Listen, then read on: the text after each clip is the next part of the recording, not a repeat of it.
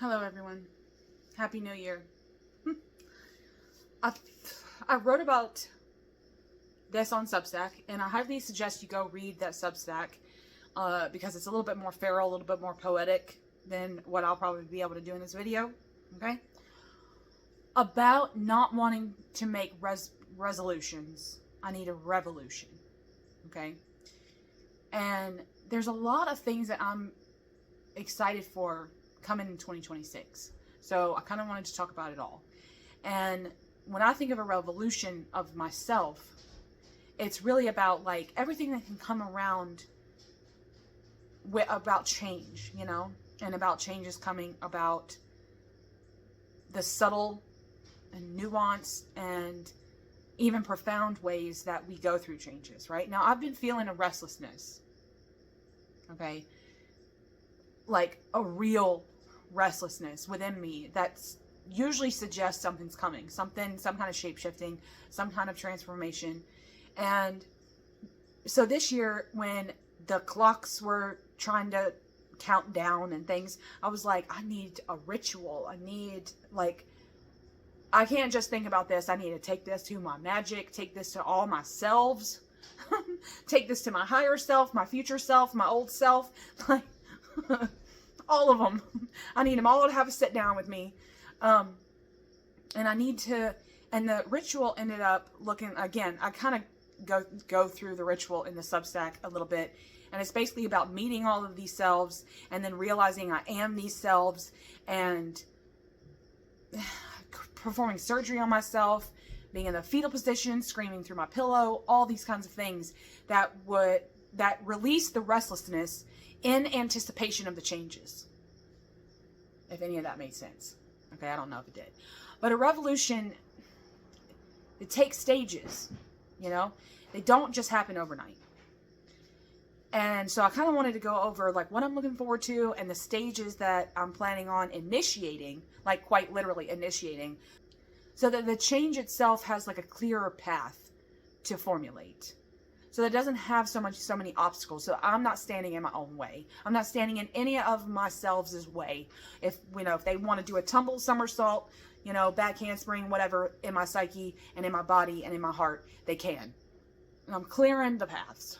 So anyway, like first things first is the old regime. What this looks like for a self-revolution would be like looking at your past selves, past lives, you know, communing with ancestors.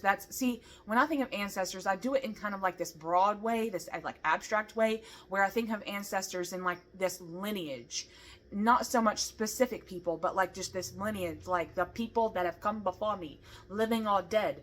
And they don't always involve blood related, but blood relations. So I create this kind of like backwards timeline from me to all of creation, okay? Back to creation or wherever, whenever.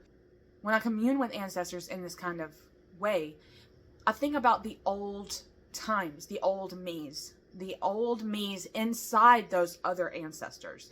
Like there's me, like I myself and all the selves that I've been in this life or others, they're inside all of the other ancestors. It's like this Russian doll thing, you know, happening. So I think about the old regime. I think about what it takes for me to have been housed as a vessel inside all of the people that I've been, and all the people that I don't know that I've been, and all the people that I haven't been, and all the people that I won't be. Philosophize that how you want. Unpack that how you want. And then it's about, see, the old regime is really about thinking about the old regime, thinking about what's not working, and then trying to gain some kind of traction with that. Trying to find some kind of useful information with that, right? When you find the useful information, that becomes your power, right? Self-power. Power you can use, because what's the point of power if you're not going to use it for something? So you gain some power. Now, when you gain power, I guess that this will be stage 2. Gaining power would be stage 2. When you gain power, you're trying to figure out what could work, the potentiality of you moving forward. This is clearing out the branches of that path for me. This is what this would look like, is figuring out what your limits are in terms of what you can and can't do, because all of us have limits. So I'm figuring out my means and my methods and all of that. And I'm kind of gaining my power in those ways by clearing things and clearing the path. Now, I think I called stage 3 feral contingencies. There's always a line in the treaty that keeps some sort of truth within the old regime. Something that can stay. It's not a red flag. It's not a yellow flag. You can live with it, right? These are what I call contingencies. And they're literally looking towards the future, but also looking to the past and what's worked and what hasn't, again. So, but in place of a totally new regime that's never going to work out, to make an old regime into a completely new regime, the entire thing would have to change. And you know that that's not feasible, right? So some things would have to change. So I thought about feral contingencies, feral being my life word, okay? What are my feral contingencies? The things that will continue to be me in all the selves that I have ever been and will ever be. And I think I wrote down 3 things for this. Primal sensibilities, which is just my feral, untamed self, right? I want to keep that alive. And that involves so much of my personality, okay? My ego and myself, and a lot of my identity. And then art. So that's just like reinventing the fact that I'm going to always be some kind of creative, and magic. Those 3 things have been present no matter who I've been or who I will be. Those 3 things, those are my feral contingencies. And that would be, figuring those out would be like stage 3. As always, in all revolutions, okay, there's rioting, there's violence, there's anger, because the old regime doesn't want to change. Not always, right? That's why the contingencies are so important, because, like I said, when you want to change the whole complete package, it's not going to work, okay? The ego is going to fight back. A lot of things about the self is going to fight back. And so you keep those things alive as contingencies, as things, as kind of things in the treaty moving forward that's going to initiate peace, right? And all this is a metaphor for the self, okay? As this is a self-revolution. But inevitably, there's going to be some punishment. It's like flagellation, okay? You're going to doubt. There's going to be imposter syndrome. There's going to be like, who does she think she is? Things happening, okay? And within all of that, that's literally a necessary step. It's happened every single time I've gone through one of those dark nights of the soul, change things happening. It comes on the backbone of change, no matter what the change is. I always feel kind of down, kind of depressed, kind of restless. And I'm always like, oh, can I really do this? Do I want to do this? Do I want to take this on, this responsibility of the self on? Things like that. But the punishment, the self-flagellation, is just a necessary step. However, right after that, there's a convalescent period. Okay? There's a recovery period. After this self-punishment, okay, which is doubt, shame, guilt, whatever that you're going through, that you could go through, there's this self-punishment, but then afterwards you're going to recover. You're going to recover from that. You're going to figure out, this is where your power comes in. You're going to kind of figure out where the recovery is coming from. What's healing you. Okay?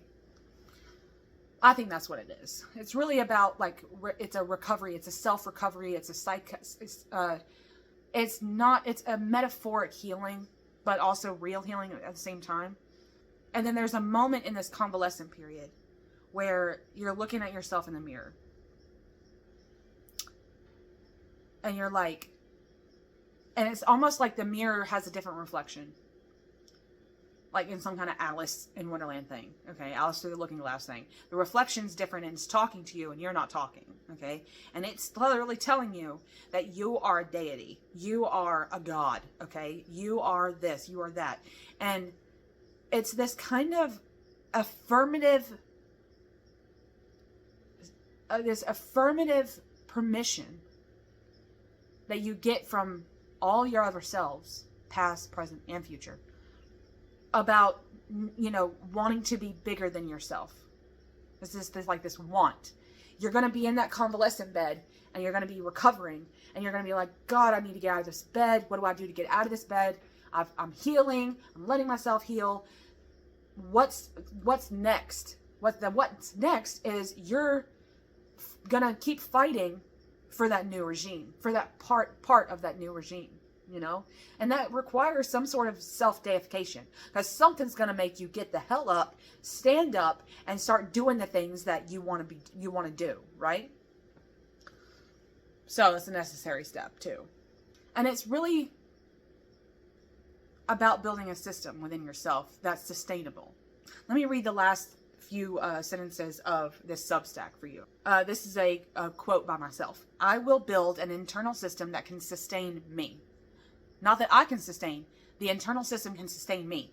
It's literally building that foundation, because the foundation is key in anything you do, right? Change is no different. You have to build it. Once I clear the path, I have to build that foundation. The only thing that's going to get me motivated to make that foundation and to set my Pharaoh contingencies literally organized and build that foundation off of that is to deify myself in some kind of weird ritualistic way, okay? And it says, this will be my slogan. This mantra falls from my lips and in my heart to quake the ground with an earthquake that moves mountains and turns the tides on a soul. And when the clock strikes midnight, because I wrote this before New Year's, and I am yelling in my pillow, I'm performing a shape-shifting ritual, cleansing in its primal function. You know, I'm keeping that primal function alive. I'm keeping so much of the old regime alive in those Pharaoh contingencies, but then once I deify myself in this, again, metaphoric way, I'm fulfilling some kind of self-sealing logic and self-fulfilling prophecy all in one go. I'm covering all the bases, you know? And there's so many things that when I think about the year ahead, I think about all of these steps in this self-revolution are tied to these things so intrinsically, okay? So let's go down the list of what I am looking forward to, okay? GLUTENBERG Bible is a channel here on YouTube. She's I guess I would call her a booktuber, okay?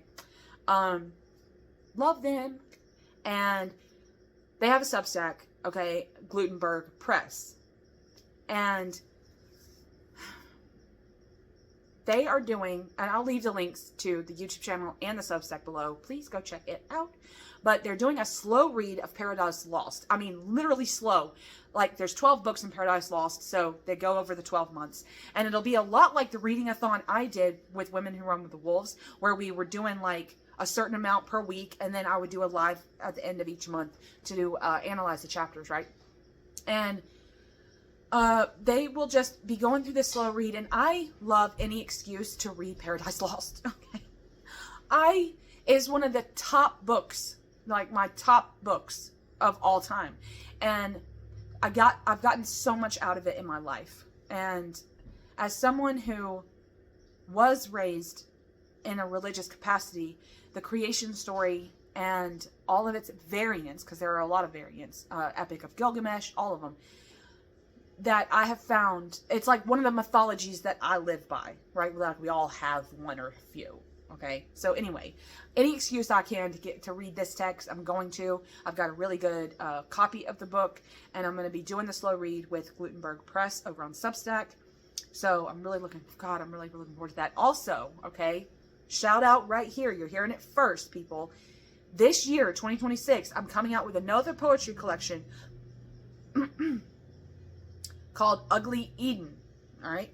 It's going to be all my poems on the fall of man, the divine versus the human, the Garden of Eden, all this. I've already done all the illustrations for it. I'm so excited. And I've titled so many. I've like gone through and titled some of the ones I've already written, and it's really been eye-opening to kind of start on that project. And so be on the lookout for Ugly Eden. And it's just happening all in such a good synchronistic way. It's like, because I knew I was writing this and starting this well, I started it already, but for this book to come out in 2026 and me doing a slow read of Paradise Lost just feels so apt. And I'm just so excited that it's all coming together this year. So it just really feels revolutionary. Okay, then on to some friends. Celina, my friend at Essence of the Moon, I'll leave the channel below, is doing a year of healing. Okay. Now, she already has some things on her coffee page, like some journal prompts and stuff, and some PDFs, which are great. So I'll leave a link to her coffee page as well, because she's got some really good oils on there. She does readings, spells, things like that. So check out her coffee page, check out her channel if you want a witchy friend, okay? But she's doing a year of healing. And while I'm not, you know, privy to like what the whole year is going to look like, I'm really excited for what's to come. I think that with me having a revolution, a year of healing, again, apt, okay? Then my other friend, Rachele, over at Amethyst Ascension, is doing a year with death. Okay, now if you know, you know, but I put out a video where I talk about personifying death a little while ago, and it seemed like right after that, it's like I realized that so many other people were talking about death at the same time, so it must be a theme. Okay, we're all going through some kind of like weird revolution, okay, and we better be recognizing and better be getting aware, because it's going to be great. But that's actually happening on her Patreon. So I will leave Amethyst Ascension's YouTube channel link and her Patreon link below. It's the lowest tier, the $3 tier. So you can, for $3, I think it's a $3 tier, I think, okay? I hope I'm not misquoting. But I'll leave the video, the Year with Death video below, where she's like kind of giving an introduction. So yeah, if you want to get in on Year with Death to see what that's all going to be about, she's got some fantastic ideas. So I'm really looking forward to that. Oh, I am getting back into art. Hard. Okay, hard. Now, when I started publishing my books, I started my feral doodles back again. I've been doing that my whole life, feral doodles. And then I ripped doubt out of my head, literally had to rip doubt out of my head. And I started publishing my oracular books, like my doodle books, with a little bit cutesy little sayings in them and whatever. And I love them to death. Okay, I love them so much. Actually, I'll show you one. This is my synthesis oracle book, okay? Guides, strides, and tides. And as you can see, there's like a picture, a drawing that I did, and then a little bit of like a blurb on what it is, right? This is the curse's boundary. You can pause that if you wish, but I know the lighting in here isn't great, but whatever. But this first one, y'all, is like a grimoire for me. This is my soul in a book. Okay. My soul in a book. Oh my God, look at this. Epoch's Chasm. Yes. So anyway, if you haven't checked out my oracle, there are 3 in the series. There's Synthesis Oracle, Oracular Synthesis, and then Fortune's Coalescence, where it all comes about. And there's over 320 hand-drawn doodles in here that all have a message and all have a theme. It's very good for bibliomancy. But anyway, let me not talk about that. Shameless plug. Okay, check it out. All right, it's on Amazon. However, I've been doing them all my whole life, but I want to get into some art. I want to get messy again. And on that note, on the messy note, I have Dirty Offering Oracle on Make Playing Cards, but because of the tariffs and if you're a U.S. customer, I want to help you out. I'm not going to take any of them off Make Playing Cards, but I want to shift some of, at least my newer ones, onto Game Crafter. And so I've recently purchased my own copy of Dirty Offering Oracle. It's going to come in a tin. Hopefully it works out and it looks okay. And so hopefully that will be available soon for my U.S. customers, my Dirty Offering Oracle. I will leave the video, the walkthrough I did of that below.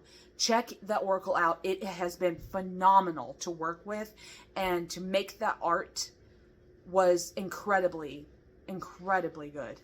But I'm wanting to get into some more feral art. I've got a lot of techniques I want to try. And this is the year, man. I've already bought some sketchbooks. I've already bought some charcoal, because I love charcoal. I'm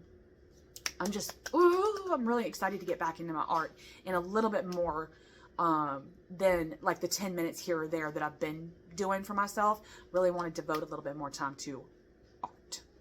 So, on top of my book writing, which is art to me, but I like art, like art, whatever that is. Now, last but not least, okay, and I'm sure all of you have a whole bunch of stuff going on, okay? Let us know below what y'all have got going on. If you got a channel, you're doing something, you're doing a year of blank, let us know below so we can check your stuff out, because everybody's probably doing something and I just haven't caught up with the Joneses. But last but not least, I wanted to tell you what my new word of the year is. And it is inchoate, all right? Now, inchoate means rudimentary. It really kind of means not fully formed, right? And I thought that that word was so apt. I'm using that word too a lot. That word fit me so well for what I'm feeling right now and what I'm sure to be feeling as this revolution unfolds, you know? And I'm just looking at what's unfurling, baby. So inchoate is my new word, and I'm really excited to work with it and to have it be planted in my subconscious. I've planted the seed, so I'm looking forward to that. And I hope that everyone's gonna have, I'm wishing everyone a fabulous 2026. Viva la auto revolution. Okay, much love.